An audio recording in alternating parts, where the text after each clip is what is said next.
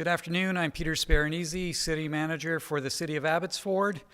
Mayor Henry Braun will be providing you with the latest update on the state of the emergency, evacuation orders, return home plan, as well as information regarding our efforts on the recovery works that have been completed to date.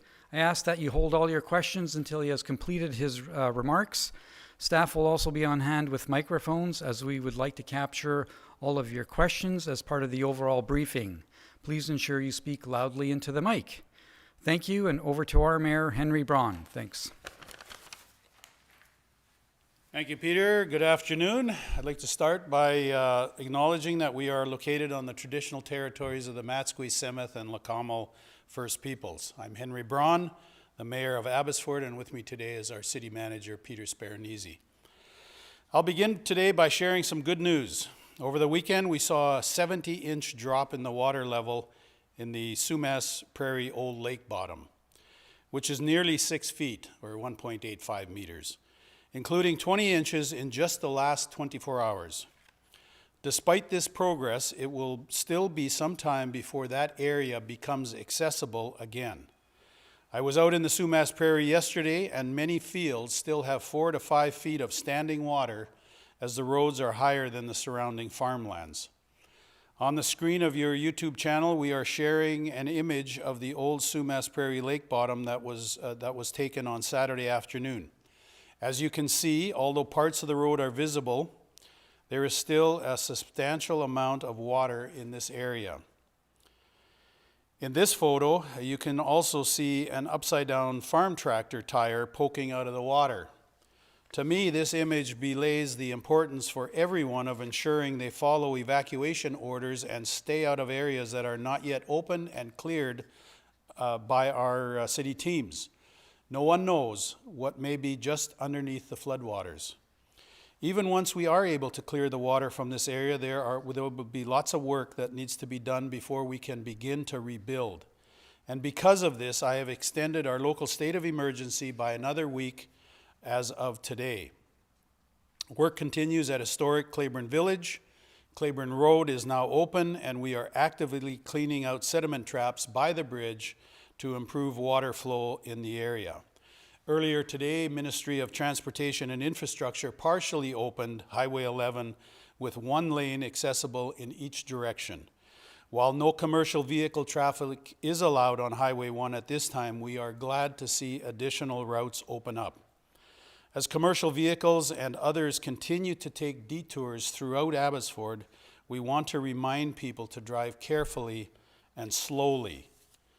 For the past 3 days, the Barrowtown floodgates have remained open, helping with the overall drainage across the south area, which is of Sumas Prairie, which is all of the land west of the Sumas Dike.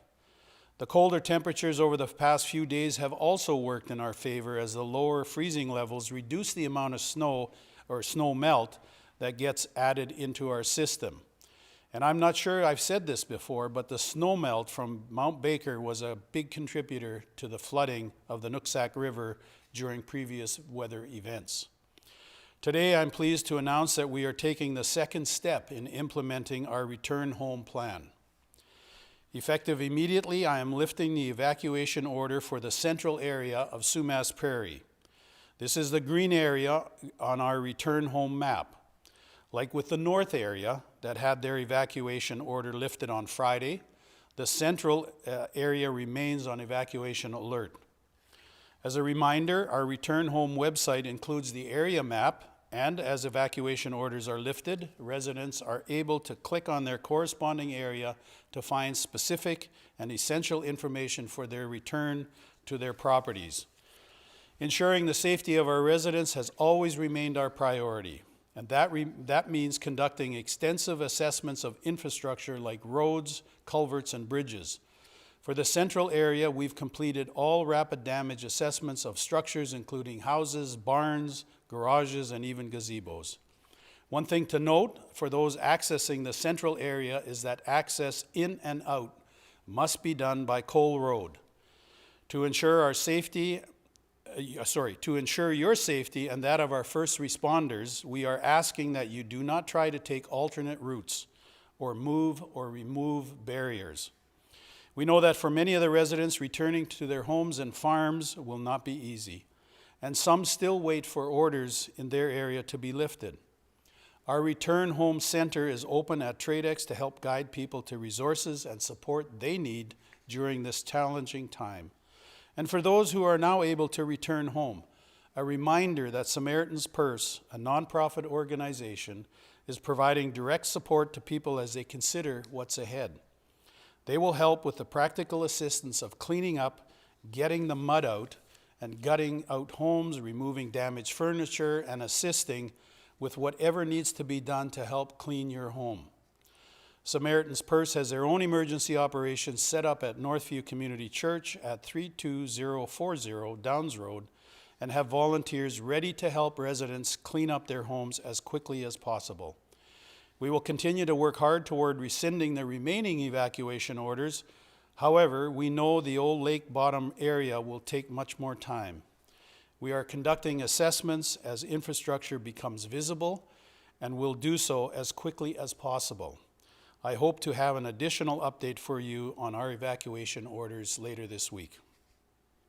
City Manager and I met with our council earlier today and updated them on the return home plan and assessment of the prevailing conditions and progress being made to date. Council is appreciative of staff and community efforts, and I am grateful for their ongoing support as we have a lot of work ahead of us. While we continue with our return home plan, I need to be clear that there is much planning work that needs to take place, and take place very soon, to ensure we can establish the necessary funding to undertake the work required to bring our dikes up to today's standards. While the flooding event of 3 weeks ago was in effect a perfect storm, with multiple conditions coming together to create the 1-in-100-year event that consumed Sumas Prairie. I'm not sure that we will have another 100 years before we face a weather event that is similar or worse, and we are not prepared for that today. As I've said before, the hardest work in ensuring we do not find ourselves in this same situation again remains in front of us. And this work requires the support of the federal and provincial governments to ensure we can upgrade our dikes to current standards in order to protect our community and the economic viability of our region. As mayor, this remains the most pressing conversation that I feel needs to take place with senior levels of government in the weeks to come. As always, we will continue to keep you informed of changes and updates in water levels through our daily briefings, as well as the City of Abbotsford website and social media channels. That is my update for you today, and I will now take any questions.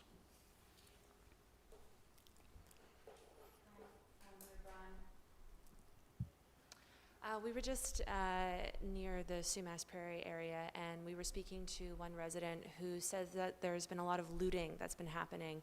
A lot of their belongings are ending up on the side of the road. They're trying to gather anything they have left, and one winery in particular said they had over 10 barrels stolen.